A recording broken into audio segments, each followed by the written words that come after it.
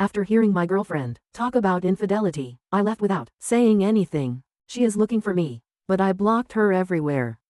My girlfriend, who is 36 years old and with whom I have been in a relationship for 5 years, has cheated on me without my knowledge. I am a 38-year-old man who just recently discovered this information. I discovered it in the most unfortunate way imaginable. Let me begin by providing some background information about myself. I have never been married, and I do not have any children. It's not that I don't want it either. I guess life just hasn't presented me with those opportunities yet. Okay, let's get to the story.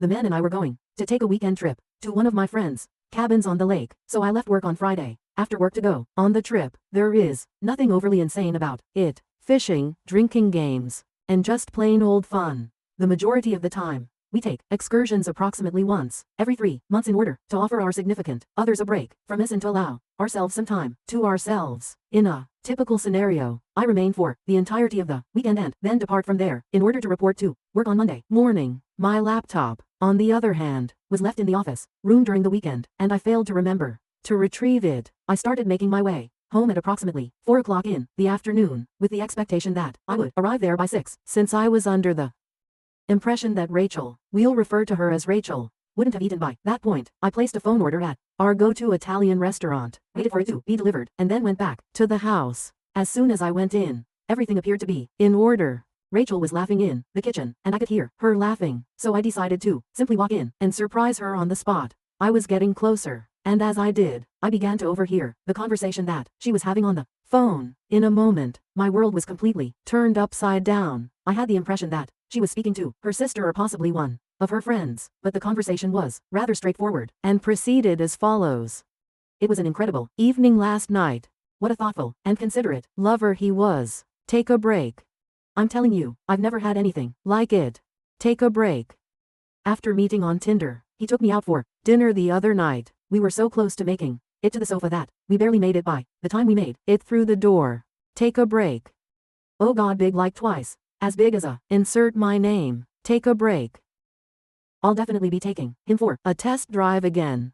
Following the completion of that line, I simply threw the meal on the ground. It was Rachel who turned around after hearing it. I was already experiencing tears welling up in my eyes by that point in time. I simply pushed her off, went up to the office, got my laptop and then left.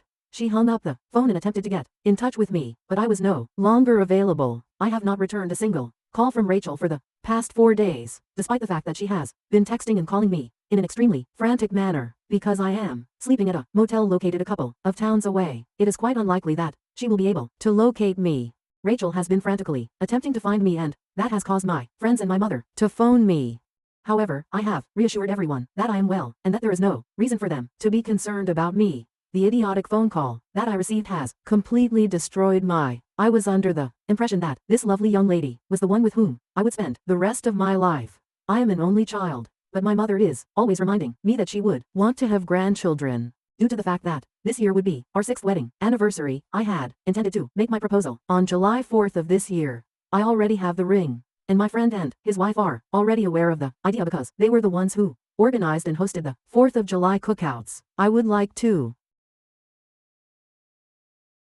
for any advice you might provide. It is the first time that I have ever dealt with infidelity in any relationship, and at this point, I am completely and utterly emotionally destroyed. Could I get in touch with Rachel? Is it advisable for me to listen to her after that phone call? When I think of her, I can't help but feel queasy in my stomach. I want to express my gratitude in advance to anyone who contacts me with comments. Update 1. Good morning, everyone. To begin, I would want to express my gratitude to everyone, their sincere comments. I have had a very stressful week, and although I did not feel like responding to anyone's posts, I want you all to know that I did read them, and your words helped me get through the week. I am looking forward to hearing from you all.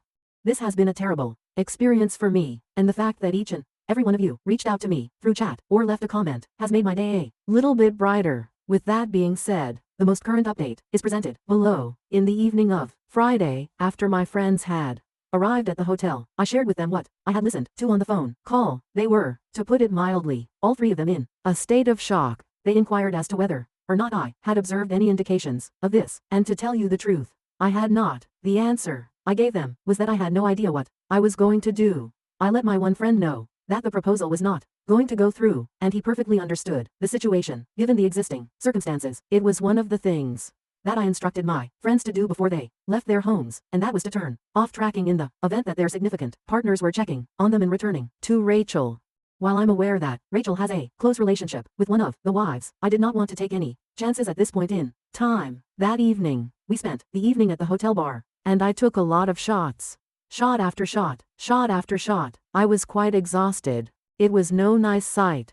From the beginning of the night to the end of, my friends' significant others were calling them and wondering where they were. It is to their credit that they did not back down and supported me by simply stating that we were safe and that there was no need to be concerned. After presuming where they were, one of them approached me with a request to speak with me, but I declined to engage in conversation with her. Rachel was concerned, and all she wanted was for me to return home. She insisted over and over again. Just now, I told my friend to take care of it, and I promised that I would fill them in at a later time, as well as a handful of girls who were traveling for work. I spent the most of the night hitting on the bartender, which is something I am not proud of my behavior toward.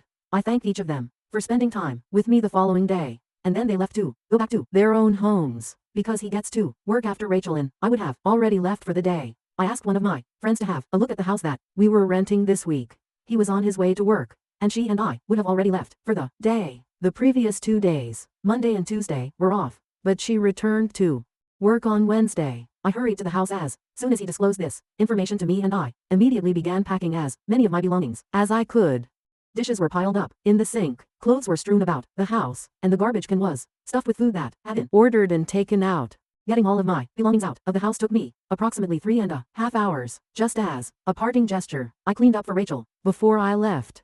After Rachel became aware that I had returned home and retrieved all of my possessions, she began to bombard me with phone calls and text messages throughout the afternoon and evening of that day. For the time being, I am residing at my mother's house until I am able to get a place of my own sometime in the fall.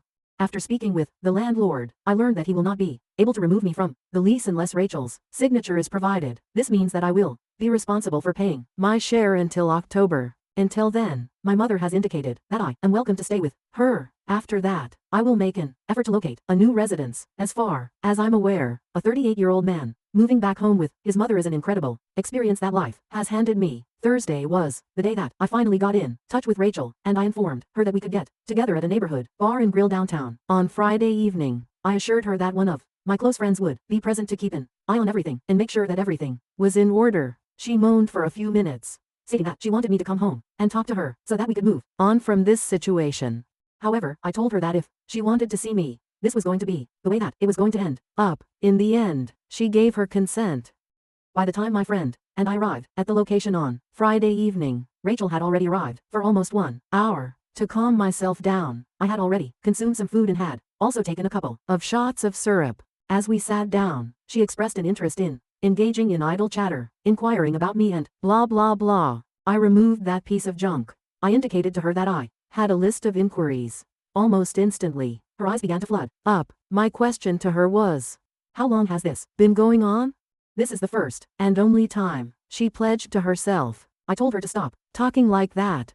Since I stated that there was no possibility of us ever getting back together, I would appreciate it if you could simply give me the truth, so that I can put this matter to rest and move on with my life. She remained steadfast in her account for a few minutes, but then, as the majority of you had anticipated, she admitted the truth. For the past 2 years, whenever I went on such vacations, she was under the impression that I was going to cheat on her. So she was also having a good time. I was fired up by this. I informed her that she was merely using this as a fucking excuse to sleep around with other people. After that, I inquired about the person she was speaking with on the phone, but she declined to provide me with an answer. Asked if they used condoms, she responded that they did so occasionally. Because I am clean, she does not need to worry about obtaining an STD test, unless her most recent fling did not use one. I told her that she is fortunate that I took an STD test because I am still clean. In the end, before I departed, I informed her about my intentions for the proposal that would take place on July 4th. I showed her the ring and informed her that I was going to propose to her at the party hosting our mutual friend, because that was the event where they had introduced us to one other. Approximately at this time, she suddenly began crying for no apparent reason. She pleaded for just one more opportunity. I informed her that I will love her at all times, but that our relationship is finished.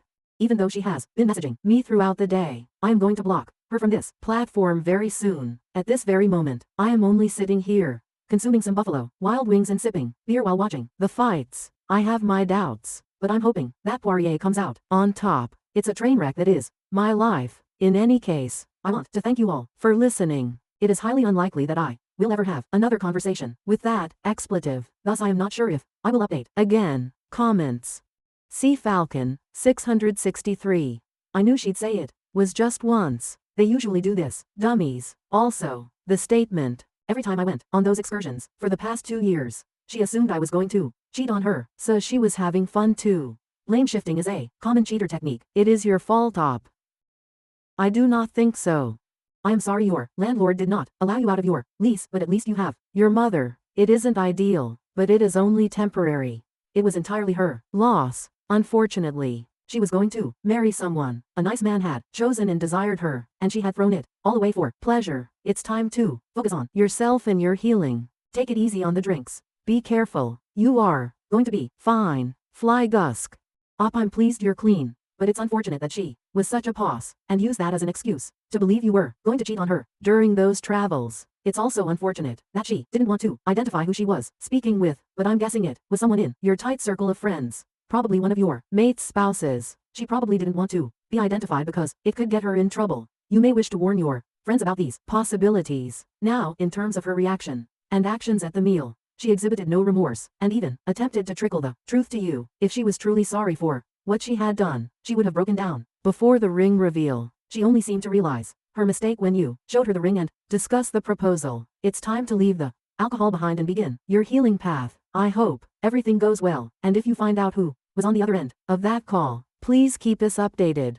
Update 2. Dear fellow Redditors, how are you doing? I would want to express my gratitude to each of you for the kind remarks. They have meant a great deal to me. During the past day, a few events have transpired, and I thought it would be best to fill you in on them. In spite of the fact that it is not particularly exciting, here it is.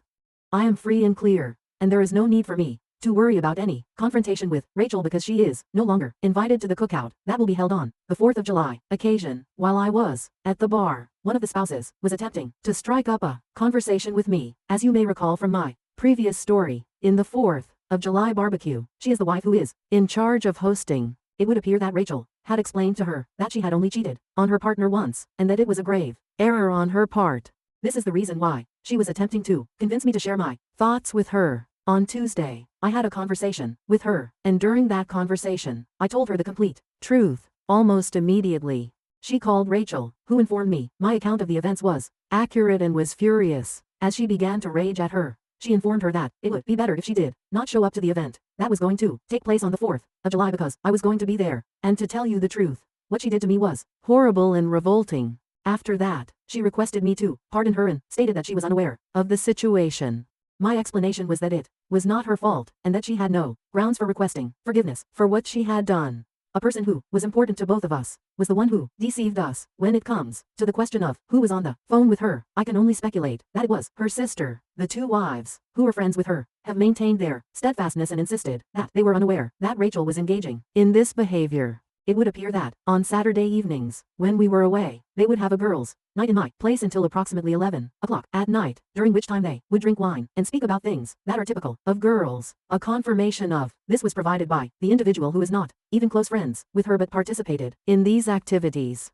Another factor that leads me to believe that it was her sister is the fact that I have tried to get in touch with her 3 times already, but I have not received any response from her by way of a text message, a phone call, or anything else. My mother has contacted me and expressed her disappointment in the split. She also inquired as to whether there is anything they can do to convince me to change my decision, but I have informed her that this is not going to happen. As a result of fact that I returned to work on Monday after taking the previous week off, I am now back to my regular schedule. Going forward, I will not consume any more alcohol. My liver will be grateful to me for that.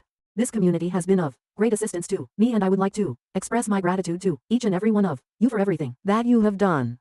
Considering that it appears that this is the conclusion of the matter, I am unsure whether or not I will update this account again. It is important to note that Rachel has been blocked on all platforms, which means that she is currently unable to communicate with me. The person who was hosting the cookout informed me that she is not feeling well at the moment, and she did so before I explained what had actually occurred. The fact of the matter is, however, that I am not doing very well either, but I am moving on and putting all of this behind me. Once again, many thanks to the community.